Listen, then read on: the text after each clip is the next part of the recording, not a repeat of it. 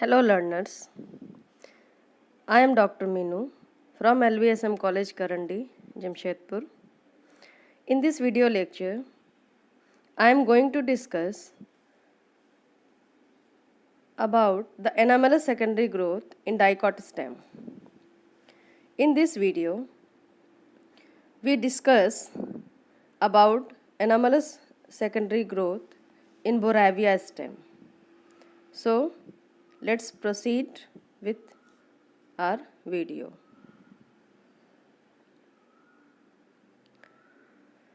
First of all, the question arises, what is anomalous secondary growth? In dicot stem, growth in thickness is called secondary growth. If it deviates from its normal procedure and take an abnormal path of the secondary growth, then it is called as anomalous secondary growth. In dicot, it is common. We encounter the common anomalous secondary growth in various stem like Boravia, Nyctanthus, Amaranthus, etc. So let's start.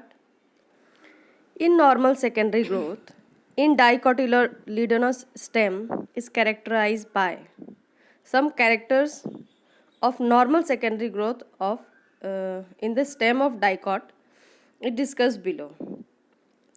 First, the formation of new cambium strips in the interfascicular region by the initiation of meristematic activity in the parenchymatous cells of primary medullary rays adjacent to fascicular cambium. First जो normal secondary growth है in dicot plants, उसमें क्या देखा जाता है कि जो formation of new cambium rings होते हैं, न्यू कैम्बियम स्ट्रिप्स का जो फॉर्मेशन होता है वो इंटरफेसिकुलर रीजन में होता है. और कैसे ये होता है formation? By initiation of meristematic activity. मतलब कुछ जो टिश्यूज़ होते हैं वो पैरेन्काइमेटस सेल्स जो होते हैं टिश्यूज़, वो मेरिस्टेमेटिक एक्टिविटी को अडॉप्ट कर लेते हैं. And medullary ray adjacent to the fascicular cambium. Fascicular cambiums के आसपास जो पैरेन्काइमेटस सेल्स हैं वो मेरिस्टेमेटिक एक्टिविटी को अडॉप्ट कर लेते हैं. These interfascicular cambial strip join with the fascicular cambium strips to form a complete ring of vascular cambium. अब इंटरफेसिकुलर कैम्बियम स्ट्रिप्स जो है वो फेसिकुलर कैम्बियम स्ट्रिप्स के संग में ज्वाइन हो जाते हैं और इस तरीके से पूरा स्टेम के पेरिफेरी के अराउंड एक रिंग का फॉर्मेशन, एक कैम्बियम रिंग का फॉर्मेशन करते हैं जिसे हम कैम्बियम रिंग कहते हैं. The position of vascular cambium rings always lie between the primary xylem and primary phloem. और इसका जो पहला पोजीशन होता है ये प्राइमरी फ्लोएम और प्राइमरी जाइलम के बीच में होता है. The cells of this cambium cut secondary xylem towards inner side and secondary phloem towards outer side. अब जो कि ये जो कैम्बियम बना है ये सेकेंडरी एक्टिविटी से बना है, जो टिश्यूज़ होते हैं उनके. तो अब इनसे जो भी जाइलम और फ्लोएम बनेंगे उन्हें सेकेंडरी जाइलम और सेकेंडरी फ्लोएम कहते हैं. अब सेकेंडरी जाइलम का पोजीशन कहाँ होगा? जो भी कैम्बियम रिंग है, न्यूली फॉर्म कैम्बियम रिंग, उसके inner side, inner most side में जो जाइलम, नए जाइलम अब प्रोड्यूस होंगे, सेकेंडरी जाइलम प्रोड्यूस होंगे, वो इनर साइड में होंगे और उसके जस्ट कैम्बियम के आउटर साइड में जो सेकेंडरी फ्लोएम के टिश्यूज़ हैं वो फॉर्म होंगे.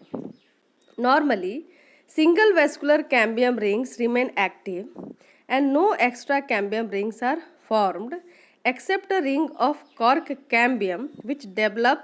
Extra cambium rings are formed except a ring of cork cambium which develops the extra stellar. अब इसमें क्या कहा गया है कि नॉर्मली जो सिंगल वेस्कुलर कैम्बियम रिंग का जो फॉर्मेशन होता है, जो एक्टिव रहता है, उस समय तक कोई एक्स्ट्रा कैम्बियम रिंग और जो है कॉर्क कैम्बियम में फॉर्म नहीं होता. और उसके बाद नेक्स्ट जो स्टेज होते हैं उसमें धीरे धीरे जब फर्स्ट वाला थोड़ा सा एक्टिविटी अपना कम करता है, तब दूसरे जो हाइपोडर्मल रीजन में है उसमें भी कुछ जो कैम्बियम एक्टिविटी नए कैम्बियम रिंग्स फॉर्म होते हैं, जो कि नए नए जो वेस्कुलर बंडल्स बनते हैं उनसे होते हैं।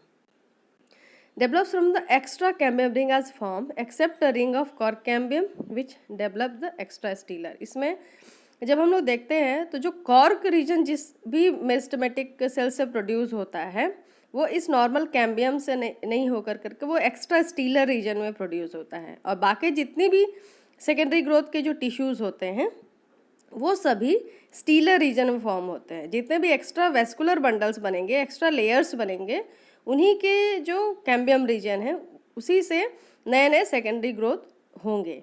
लेकिन सिर्फ कॉर्क के केस में हम लोग स्पेशलाइज देखते हैं क्योंकि वो एक्स्ट्रा स्टीलर मेरिस्टेमेटिक सेल से प्रोड्यूस होते हैं। Such type of secondary growth which deviates from the normal type regarded as abnormal और एनामलस सेकेंडरी ग्रोथ। वैसे अब इतने चीज़ों को हमने पढ़कर देखा, ये तो नॉर्मल टाइप थे सभी। अब जो भी एबनॉर्मल टाइप के सेकेंडरी ग्रोथ होते हैं, जो कि इन नॉर्मल जो हमने 5 पॉइंट्स में जो भी कुछ डिस्कस किया उसके अलावे इन सभी 5 रूल से डेविएट करते हैं और एबनॉर्मलिटी दिखाते हैं, उन्हें हम एबनॉर्मल सेकेंडरी ग्रोथ कहते हैं।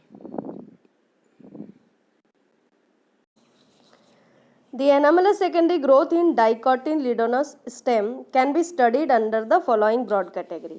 First, normal position of cambium with abnormal activity। जबकि हम लोग कैम्बियम का पोजीशन नॉर्मल देखते हैं, मतलब in between phloem and xylem जहाँ पर कैम्बियम रहता है, वो अगर एबनॉर्मल एक्टिविटी, पोजीशन नॉर्मल रहे लेकिन उसकी एक्टिविटी एबनॉर्मल रहे, तो पहला केस वैसा बनता है। इसमें भी कुछ सब केसेस हैं। First, cambium forms vascular tissue only in the region of vascular bundles. It produces parenchyma in the interfascicular regions. अब पहला केस क्या है कि इसमें जो वेस्कुलर बंडल्स हैं, कैम्बियम जो है वो वेस्कुलर टिश्यूज़ उसी रीजन में बनाता है जहाँ वो प्रेजेंट होता है, यानी रीजन ऑफ वेस्कुलर बंडल्स। लेकिन ये क्या करता है, ये इट प्रोड्यूसेस पैरेन्काइमा। अब वो इंटरफेसिकुलर प्रेजेंट वहाँ रहता है, लेकिन इंटरफेसिकुलर रीजन्स में वो पैरेन्काइमेटस टिश्यूज़ का फॉर्मेशन करा देता है। इसके अगर कुछ एग्जांपल्स की बात करें तो बॉहिनिया एंड टिनोस्पोरा। सेकंड केस है cambium ring forming unusual proportion of secondary xylem and secondary phloem. अब एक क्या करता है, कैम्बियम रिंग अपनी एक्टिविटी नॉर्मल रखता है, लेकिन वो जो सेकेंडरी जाइलम और सेकेंडरी फ्लोएम जो इक्वल प्रोपोर्शन में फॉर्म करना था उसे वो अनइक्वल प्रोपोर्शन में फॉर्म कर देता है। मतलब या तो जाइलम ज़्यादा फॉर्म करेगा या फिर फ्लोएम ज़्यादा फॉर्म करेगा। सेकेंडरी जाइलम और सेकेंडरी फ्लोएम का जो प्रोपोर्शन है वो एबनॉर्मल रहता है। इस तरीके के सेकेंडरी ग्रोथ को हम बिग्नोनिया में देखते हैं। थर्ड केस है cambium forming a patches of parenchyma in the secondary phloem. अब जो सेकेंडरी फ्लोएम वाला सेकेंडरी जाइलम, अब कुछ पैचेज ऑफ पैरेन्काइमा जो कैम्बियम है वो क्या करते हैं, सेकेंडरी जाइलम के प्लेस में कुछ पैरेन्काइमेटस टिश्यूज़ का फॉर्मेशन करा देते हैं। इस तरीके के सेकेंडरी ग्रोथ्स हम यूट्रिका डायोशिया में देखते हैं। अब नेक्स्ट जो ब्रॉड कैटेगरी है that is abnormal position of cambium with normal activity. अब इस कंडीशन में क्या होगा कि कैम्बियम जो है वो एबनॉर्मल होगा, मतलब उसका पोजीशन जहाँ रहना चाहिए वहाँ नहीं हो करके वेस्कुलर बंडल्स में नहीं होके कहीं और होगा, लेकिन वो जो उसका जो फंक्शन है यानी सेकेंडरी जाइलम और सेकेंडरी फ्लोएम को प्रोड्यूस करना वो नॉर्मल करेगा। अब इसमें भी कुछ सब केसेस हैं।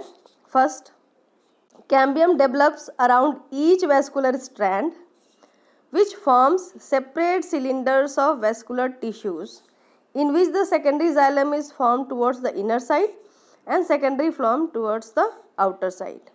अब इसमें जो कैम्बियम है वो कहाँ रहेगा, वो वेस्कुलर स्ट्रैंड के अराउंड कैम्बियम जो है वो प्रेजेंट रहेगा, जहाँ पर ये वेस्कुलर स्ट्रैंड है, और वहाँ पर भी वो फंक्शन क्या करेगा, नॉर्मल करेगा। इनर साइड में वो जाइलम टिश्यूज़ का फॉर्मेशन कराएगा और आउटर साइड में वो फ्लोएम टिश्यूज़ का फॉर्मेशन कराएगा। इस तरीके का एग्जाम्पल्स हम सर्जानिया में देखते हैं। नेक्स्ट जो केस है वो है cambium develops in the form of ridges and furrows from which the ridges get separated as individual cambium forming its own vascular cylinder. अब नेक्स्ट क्या होता है कि नेक्स्ट रीजेज एंड फरोज के जैसा, रीज किसको कहते हैं, रीज एंड फरो, जब मतलब एक इस तरीके का डेवलपमेंट होता है जिसमें कुछ रीज होता है और फरोज होते हैं। तो इसमें क्या होगा, इसमें पैचेस के फॉर्म में कैम्बियम एक्टिविटी जो है वो मतलब कंटिन्यूअस नहीं हो करके वो ब्रेकअप में cambium activity, cambium development show करेगा। और इसमें जो रीजेस वाले रीजन है, मतलब जो कैम्बियम एक्टिविटी शो करेंगे वहाँ पर टिश्यूज़ का फॉर्मेशन होगा, और जो रीजन शो नहीं करेगा वहाँ टिश्यूज़ का फॉर्मेशन नहीं होगा। इस तरीके से पूरा जो कैम्बियम है वो अनइवन डिस्ट्रीब्यूटेड होंगे, from which the regions get separated as individual cambium. और उसमें क्या होते हैं कि जिस भी रीजन में एक्टिविटी होगा वो रीजन कैम्बियम एक्टिविटी दिखाएगा, बीच के रीजन में फिर नहीं होगा, उसके बाद फिर से कैम्बियम एक्टिविटी हम लोगों को देखने के लिए मिलेगा। इस तरीके से पूरे सर्कुलर जो डायामीटर ऑफ स्टेम का जो कैम्बियम रिंग है वो डिसकंटिन्यूअस मैनर में फॉर्म होगा। इस तरीके का जो सेकेंडरी डेवलपमेंट है ये हम लोग थिनोविया स्कैंडेंस में देखते हैं, थिनोविया स्कैंडेंस में। थर्ड केस में हम देखते हैं abnormal position of cambium with normal activity, और इसमें भी कुछ सब केसेस हैं। First, formation of successive ring of cambia which develop either in the form of concentric ring और सेगमेंट्स। इसमें दो चीज़ें हो सकती हैं। पहला तो जो कैम्बियम है वो सक्सेसिव कॉन्सेंट्रिक रिंग, यानी एक के बाद एक जो एक को फॉलो करते हुए दूसरे रिंग्स के फॉर्म में ये डेवलप हो सकते हैं, और either in the form of segments, और या तो सेगमेंटेड फॉर्म में, जैसा हमने पढ़ा है कि पिछले वाले में देखा था कि डिसकंटिन्यूअस मैनर में फॉर्म हो सकते हैं। इस तरीके का जो सेकेंडरी ग्रोथ है, एबनॉर्मल सेकेंडरी ग्रोथ है, वो हम लोग बोरेविया डिफ्यूजा में और चिनोपोडियम यानी जो बथुआ का जो साग होता है उसके स्टेम में हम लोग देख सकते हैं। अब नेक्स्ट है formation of extra stealer cambium. अब अगर कुछ कैम्बियम की जो एक्टिविटी होती है इस केस में वो स्टीलर रीजन में नहीं हो करके एक्स्ट्रा स्टीलर रीजन में प्रेजेंट होते हैं, मतलब कॉर्टिकल रीजन्स में वो कैम्बियम एक्टिविटी हम लोग देखते हैं। इस तरीके का जो सेकेंडरी डिवीजन है, सेकेंडरी ग्रोथ है एबनॉर्मल, वो एमेरेंथस और चिनोपोडियम में हम लोग देखते हैं। नेक्स्ट है फॉर्मेशन ऑफ इंटरजाइलरी फ्लोएम। अब इसमें क्या होता है, कैम्बियम एक्टिविटी जो उस रीजन में होते हैं जो कि दो जाइलम रिंग्स के बीच में जो फ्लोएम रीजन जो सेपरेटेड आउट होता है, उस रीजन में certain cambium activity, newly cambium activity हम लोग एनकाउंटर करते हैं या देख सकते हैं। और इस तरीके का जो सेकेंडरी ग्रोथ है वो हम लेप्टाडीनिया और अल्टरनेंथेरा सेसाइलिस या अल्टरनेंथेरा में देख सकते हैं। नेक्स्ट है फॉर्मेशन ऑफ इंटरजाइलरी कॉर्क। अब अगर दो जाइलम स्ट्रेप के बीच में अगर कॉर्क सेल्स का फॉर्मेशन हो जाए या कॉर्क टिश्यूज़ का फॉर्मेशन हो जाए तो ये भी एक तरीके का एबनॉर्मल एक्टिविटी है। और इस तरीके की एबनॉर्मल एक्टिविटी हम एचिला और एड्समीसिया में देख सकते हैं। अब हम बोरेविया स्टेम में जो सेकेंडरी ग्रोथ है उसे डिटेल में स्टडी करेंगे, उसके डिफरेंट लेयर्स को, उसके पूरे एनाटॉमी, उसके टिश्यू स्ट्रक्चर्स को, और उसमें जो एबनॉर्मलिटी होती है उसे वन बाय वन हम स्टडी करेंगे। फर्स्ट, सबसे पहला जो आउटर मोस्ट लेयर होता है वो एपिडर्मिस है। एपिडर्मिस कैसा होगा, single layered epidermis consisting of small radially elongated cells होंगे। किस प्रकार के होंगे, इस तरीके से इलोंगेटेड सेल्स जो हैं एपिडर्मल रीजन में वो प्रेजेंट रहेंगे। Multicellular epidermal hairs arise from the some cells, कुछ सेल्स में इसमें से कुछ सेल्स में जो एपिडर्मल सेल्स है उसमें से मल्टी सेलुलर यानी इस तरीके से बहुत सारे इसमें मल्टी सेल हेयर्स अराइज होंगे। Multi cellular epidermal hairs. A thick cuticle is present on the epidermis layer, इसके ऊपर में एक थिक क्यूटिकल लेयर भी प्रेजेंट होगा। और सम स्टोमेटा आर ऑल्सो प्रेजेंट, इसमें कुछ रीजन में अगर हम लोग बात कर लें तो स्टोमेटल सेल्स भी प्रेजेंट होंगे। तो स्टोमेटल सेल्स जहाँ भी रहेंगे वो थोड़ा सा गैप फॉर्म में हम लोगों को दिखेगा। तो ये स्टोमेटा रीजन हो गया। ये कौन सा रीजन हो गया? ये हो गया स्टोमेटा, स्टोमेटल रीजन है। अब नेक्स्ट अगर कॉर्टिकल सेल्स की बात करें, कॉर्टिकल टिश्यूज़ की बात करें, तो कॉर्टेक्स जो होता है वो well differentiated and consist of few layer collenchymatous hypodermis followed by chlorenchyma.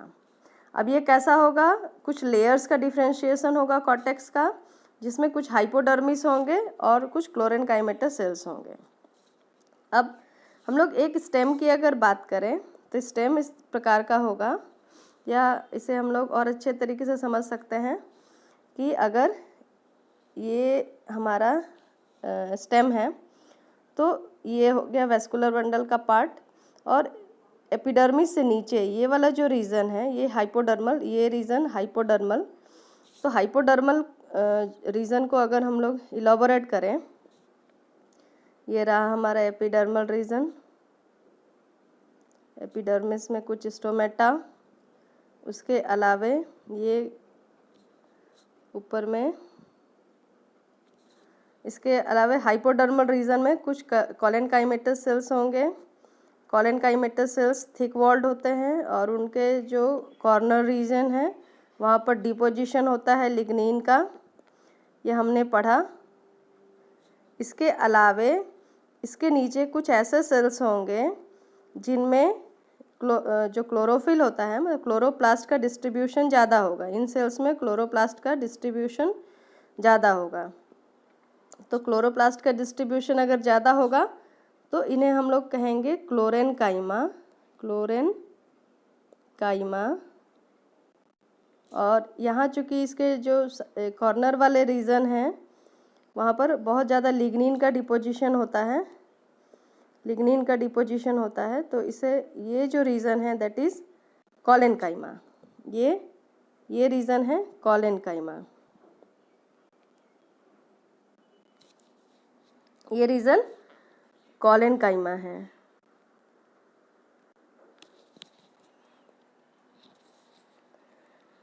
ये जो हमारा रीजन है ये है कोलेनकाइमेटस रीजन, कोलेनकाइमेटस रीजन है। और ये है एपिडर्मिस, इसके नीचे ये हाइपोडर्मल रीजन।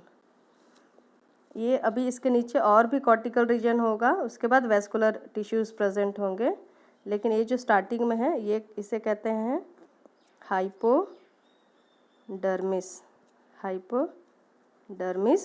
या हाइपोडर्मल रीजन या हाइपोडर्मल रीजन।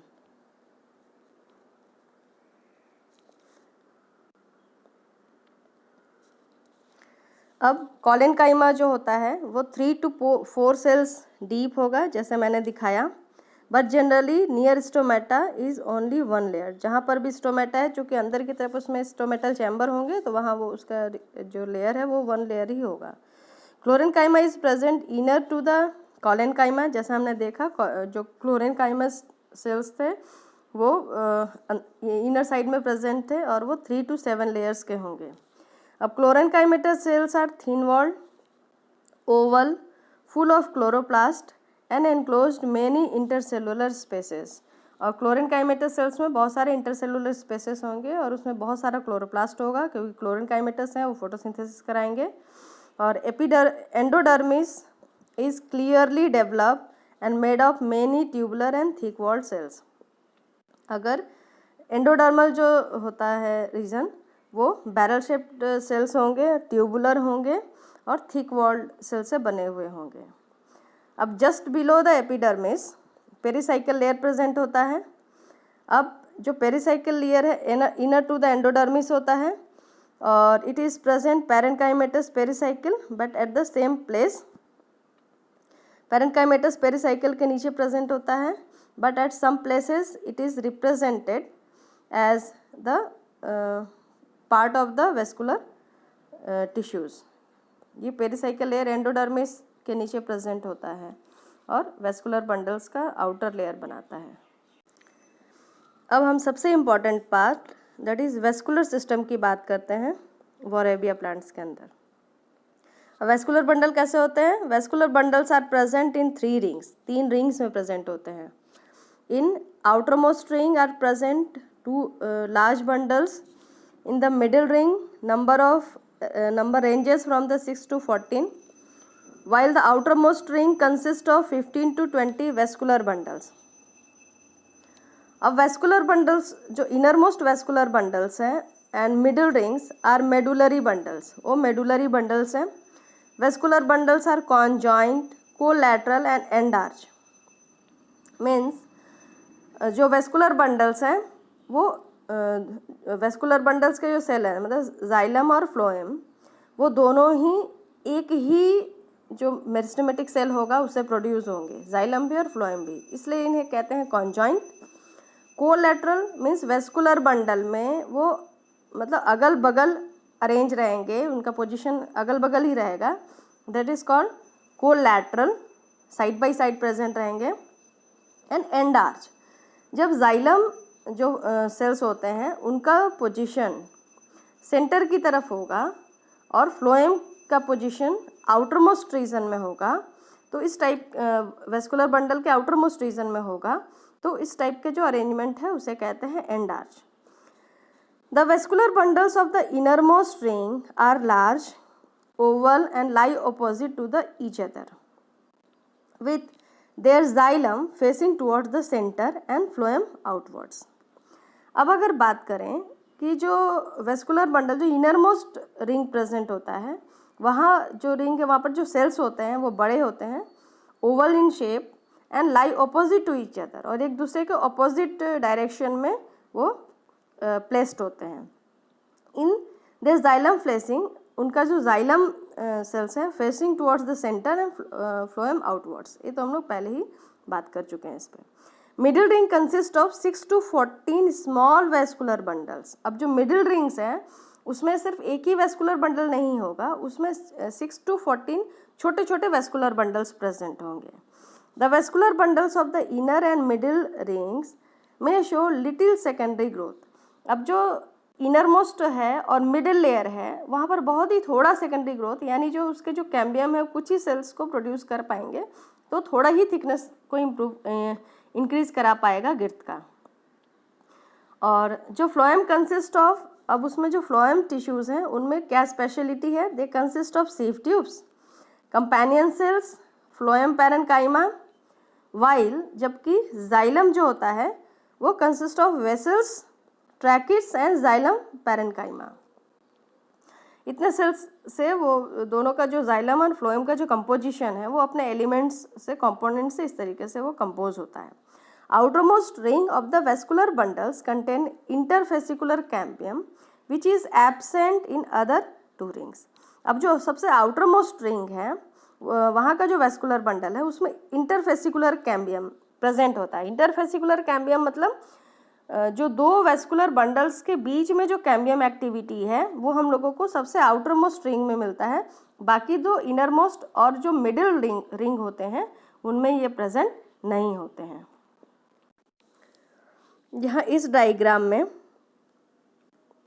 हम लोग वेभी बोरेविया स्टेम के जो successive rings of xylem and phloem यानी कैम्बियम के वेभी जो इनका जो वेव पोजीशन है उसे देख सकते हैं कि किस तरीके से ये पूरा प्राइमरी रिंग वाला स्ट्रक्चर है, जो ये आउटर मोस्ट लेयर, ये मिडिल और ये इनर में हम लोग देख सकते हैं वेस्कुलर बंडल जो कैम्बियम की एक्टिविटी है वो पैचेस में है। यहाँ हम लोग देख सकते हैं कि ये कैम्बियम की एक्टिविटी ये पैचेस में प्रेजेंट है, मतलब डिसकंटिन्यूअस मैनर में प्रेजेंट है। सेकेंडरी जो प्राइमरी लेयर है उसमें भी हम लोग देख सकते हैं। जो आउटर मोस्ट है वो एज अ वेवी लेयर 1 2 3 ये हम लोग बहुत सारे यहाँ पर लेयर्स देख सकते हैं। और आउटर मोस्ट जो लेयर है हाइपोडर्मल रीजन में जो डीप शेडेड एरिया है ये कोलेनकाइमेटस रीजन्स की वजह से है। अब अगर हम लोग सिर्फ एक वेस्कुलर बंडल के अरेंजमेंट की बात करते हैं तो इसमें जो आउटर मोस्ट यहाँ ये रीजन में ये वेस्कुलर बंडल्स हैं। वेस्कुलर बंडल्स में यहाँ पर प्रोटोजाइलम, ये रीजन प्रोटोजाइलम प्रेजेंट है, यहाँ हम लोग प्रोटोजाइलम देख सकते हैं। और सेकेंडरी जो रीजन है दैट इज़ मेटाजाइलम, और ये कैम्बियल रीजन है ये पूरा। इसके आउटर मोस्ट लेयर में यहाँ पर फ्लोएम का हम लोग यहाँ पर फ्लोएम टिश्यूज़ को देख सकते हैं। तो इस डायग्राम में क्या दिखाया गया है कि detail showing part of the stem, और इसमें हम लोगों को जाइलम के पोजीशन पर ध्यान देना है कि किस तरीके से ये कोई भी डायरेक्शन को मेंटेन नहीं कर रहा है। And contains metaxylem as well as protoxylem vessels, cambial activity and absence of rays in the stem of Boerhavia species. अगर ये अरेंज होता, मतलब जाइलम सेल्स इस तरीके से अगर अरेंज होते अच्छे तरीके से, तो इसमें जाइलम रेज बनता। लेकिन चूंकि अरेंजमेंट इसका एब नॉर्मल है, इसका कोई भी एक डायरेक्शन नहीं है, किसी भी डायरेक्शन में ये मूव किया हुआ है, तो ये रेज का इस तरीके से जो रेज बनता वो इसमें फॉर्म नहीं हो पाता है। और एब्सेंस ऑफ जाइलम रेज यहाँ हम देख सकते हैं। अभी तक जो कुछ भी हमने पढ़ा उसे इस डायग्राम के हेल्प से समझने की कोशिश करते हैं। ये जो डायग्रामेटिक डायग्राम है इसमें हम लोग सबसे पहले जो हेयर है, आउटर मोस्ट एपिडर्मल हेयर है, उसे देख सकते हैं।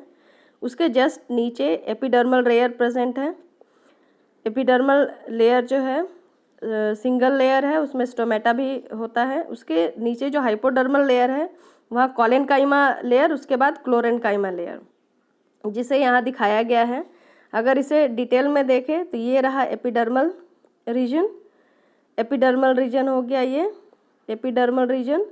उसके नीचे ये जो है वो कोलेनकाइमेटस रीजन है, और कोलेनकाइमेटस रीजन के बाद में ये क्लोरेनकाइमेटस रीजन है, जहाँ पर बहुत ज़्यादा जो क्लोरोप्लास्ट की एक्टिविटी को देखा जा सकता है।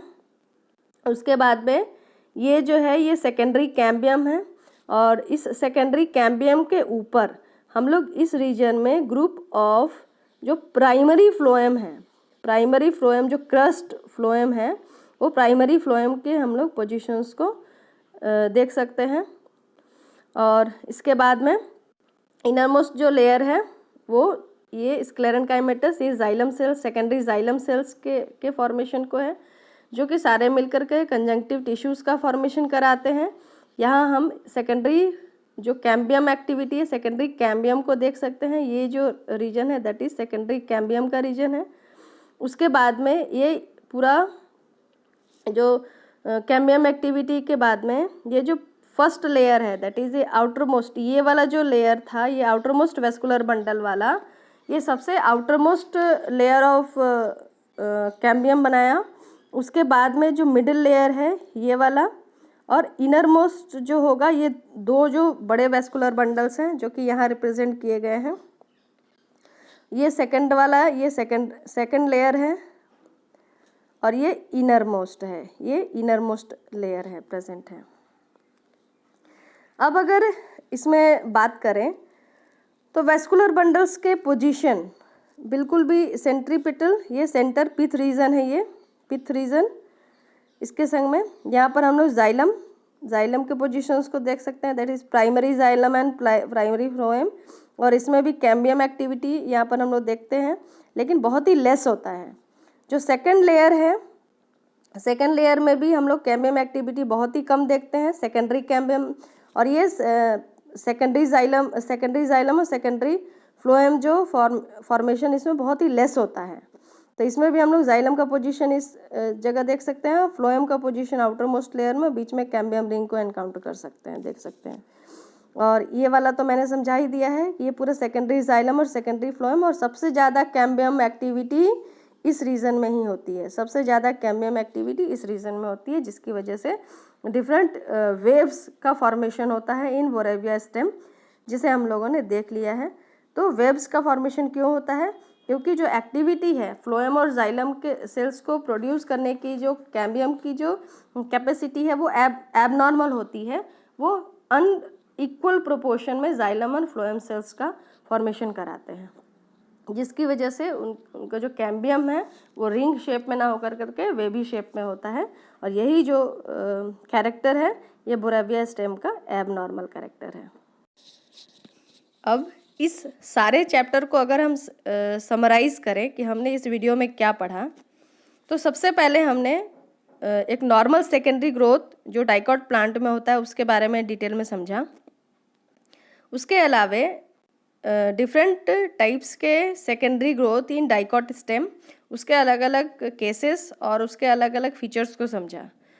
उसके बाद थर्ड हमने डिटेल में बोरेविया स्टेम में एनामलस सेकेंडरी ग्रोथ, पहले तो उसके नॉर्मल ग्रोथ को देखा और अच्छे तरीके से उसके हर एक लेयर्स के एनाटॉमी को समझा। उसके बाद में जो वेस्कुलर रीजन्स में एनामलस सेकेंडरी ग्रोथ होता है उसे डिटेल में समझा कि किस तरीके से जो concentric rings of secondary growth और जाइलम एंड फ्लोएम्स का प्रोडक्शन होता है। अब इस इस जो वीडियो है उसमें हमने बोरेविया को secondary growth, anomalous secondary growth in Boerhavia, इस टॉपिक को ख़त्म किया। अब नेक्स्ट जो वीडियो लेक्चर है उसमें हम लोग anomalous secondary growth part in dicot stem part 2 में हम देखेंगे निक्टेंथस स्टेम में किस तरीके से सेकेंडरी ग्रोथ होता है। इस वीडियो को देखने के लिए और हमारे साथ बने रहने के लिए थैंक यू।